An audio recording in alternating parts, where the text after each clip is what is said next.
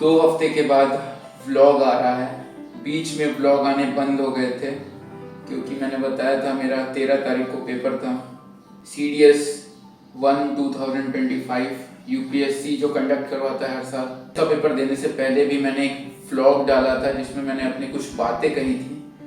अगर आपने वो देखा होगा तो आपको पता होगा कि अब हमारे प्लान्स क्या हैं फ्यूचर के, एंड अब हम किस तरीके से आगे की अपनी जर्नी को अप्रोच करने वाले हैं। सो बेसिकली अभी मैं पढ़ रहा था कुछ चीज़ें।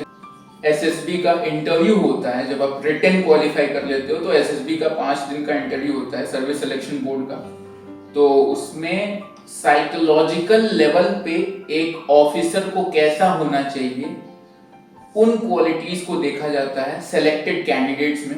तो उसके लिए कुछ ऐसी क्वालिटीज होती हैं, 15 ऑफिसर्स लाइक क्वालिटीज होती हैं जो कि हर एक कैंडिडेट्स में चेक की जाती हैं कि भाई क्या इस इंसान में वो क्वालिटी है कि इसे हम ऑफिसर बना सकते हैं इंडियन आर्म्ड फोर्सेस में। तो मैं सोच रहा था कि यार उस चीज को मुझे डेवलप करना है खुद के अंदर। भले मैं CDS का SSB का इंटरव्यू दूं ना दूं, उसके लिए एलिजिबल रहूं या ना रहूं, बट मुझे वो चीज इतनी इंस्पायरिंग लगी at the core of my heart कि मुझे ऐसा लगा कि यार मुझे ये चीज सीखनी है और मुझे ये चीज डेवलप करनी है। तो उसके लिए मैं कुछ बुक्स खरीद के लाया था जो मैं पढ़ रहा था। Mindset by Carol S Dweck, ये काफी अच्छी बुक है माइंडसेट को डेवलप करने के लिए। ग्रोथ माइंडसेट और फिक्स माइंडसेट टाइप की 2 चीजें बताई हैं इस बुक में। अभी मैंने 2 चैप्टर्स, एक चैप्टर ही पढ़ा है, दूसरे पर हूँ। सो काफी अच्छी बुक है। दूसरी बुक जो मैं पढ़ रहा था वो ये थी Man Search for Meaning, Viktor E Frankl का।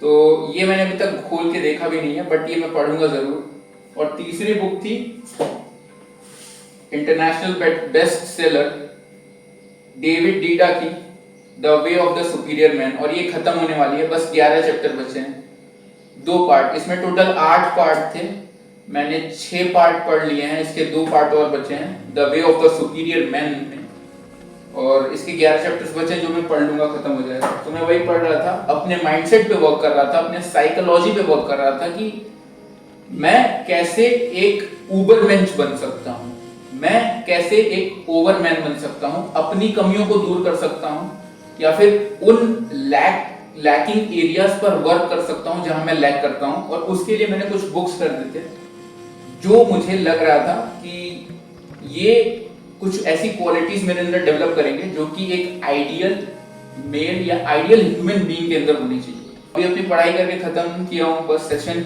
ओवर ही किया हूँ। 3 से 4 घंटे का सेशन था मेरा। आई गेस मैं सुबह 9 साढ़े 9 बजे बैठा था, अभी 1:30 बज रहे हैं, तो 4 घंटे का सेशन था मेरा। पढ़ा हूँ, मील लूंगा, उसके बीच में मैंने मील लिया था, दूध पिया था और 5 डेट्स खाए थे, 500 ml दूध और 5 डेट्स, क्योंकि लाइट नहीं थी। अब लाइट आ गई है। अब मैं बनाऊंगा खाना, 100 ग्राम ओट्स या 120 gram oats, 6 whole eggs and some dry fruits, that's all. So दिखाता हूँ, और आज बहुत सारी बातें आज डिस्कस भी करूंगा आप लोगों के साथ, जो कि मैं डिस्कस करना चाह रहा था काफ़ी दिन से। हम लोग बल्किंग के 11वें हफ्ते में इंटर करेंगे मंडे से, और 11वें हफ्ते से मैं क्रिएटिन को ऐड कर रहा हूँ अपनी बल्किंग में, एंड वे प्रोटीन को भी ऐड कर रहा हूँ बल्किंग में। वे प्रोटीन आज शाम को ले लूँगा, क्रिएटिन मेरे पास पहले से था। सो ये 2 सप्लीमेंट्स, ये 2 कंपोनेंट्स हमारे बल्किंग में ऐड होने वाले हैं। और 2 हफ्ते से आई गेस 10 से 12 दिन से मेरी तबीयत भी उस तरीके की थी नहीं, उतनी अच्छी थी नहीं, जिस वजह से वर्कआउट में भी उतनी इंटेंसिटी आ नहीं पा रही थी। आज थोड़ा अच्छा महसूस हो रहा है। कल मेरी नींद भी बहुत अच्छी आई थी मुझे, कल मैंने पूरा एक साउंड स्लीप लिया है। तो अब मैं परफेक्टली रेडी हूँ मंडे से 11वें हफ्ते को कंटिन्यू करने के लिए, स्टार्ट करने के लिए और अच्छे से परफॉर्म करने के लिए। जो 10-12 दिन से मेरा अप डाउन चल रहा था, घर पे था 3 से 4 दिन, फिर यहाँ ट्रैवलिंग में 1-2 दिन लगे, तो उस वजह से ना थोड़ा बॉडी का होम्योस्टेसिस लेवल हिल गया था।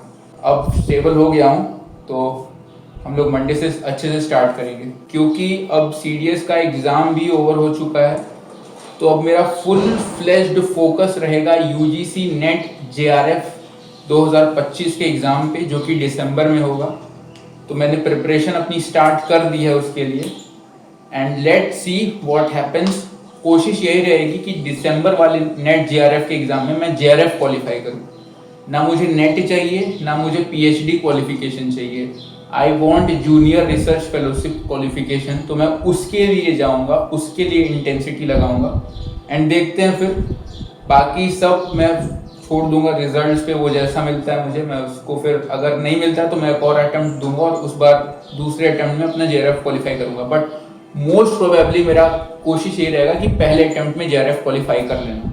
क्लासिक फिजिक की जो ये प्लेलिस्ट है जिसमें बल्किंग आ रही है, बल्किंग सीरीज की वीडियोस आ रही है, चलती रहेंगी। और कटिंग फेज भी हमारा स्टार्ट होने वाला है जुलाई से, तो उसका भी एक अलग सा 2025 के कटिंग का प्लेलिस्ट बनेगा। फिलहाल अभी तो मेरी कोशिश यही है कि अपने ऑफ सीजन को थोड़ा और अच्छे से प्रोग्रेस करवाऊं, क्योंकि ट्रैवलिंग करते समय क्या होता है ना कि आपकी डाइट और ट्रेनिंग खराब हो जाती है, जिस वजह से आपका पूरा बैलेंस बिगड़ जाता है ट्रेनिंग का। तो मैं कोशिश करूंगा कि अब जो स्टेबल हो गया हूँ ना, तो यहाँ से 83 किलो से अब अच्छे से प्रोग्रेस करूँ, 84, 85, इवन 86 केजी जाऊँ अपने बल्किंग सीजन के एंड में। तो यही कोशिश रहेगी और यही कुछ बताना था। वैसे तो मेरा मन नहीं था, बिल्कुल मन नहीं था व्लॉग लाने का, बट मैंने कहा कि नहीं, मुझे कंसिस्टेंसी मेंटेन करनी है अपनी, और मुझे ये फेज भी दिखाना है कि यार अगर इस फेज में मैं ऐसा हूँ, बीमार हूँ, थोड़ा अच्छे से ट्रेनिंग नहीं हो पा रही है, डाइट नहीं हो पा रही है, तो ये फेज भी मेरा रिकॉर्डेड होना चाहिए और ये भी रहना चाहिए, क्योंकि ये चीज़ ही मुझे इंस्पायर करेगी बेहतर करने के लिए। आज के ब्लॉग के लिए बस इतना ही।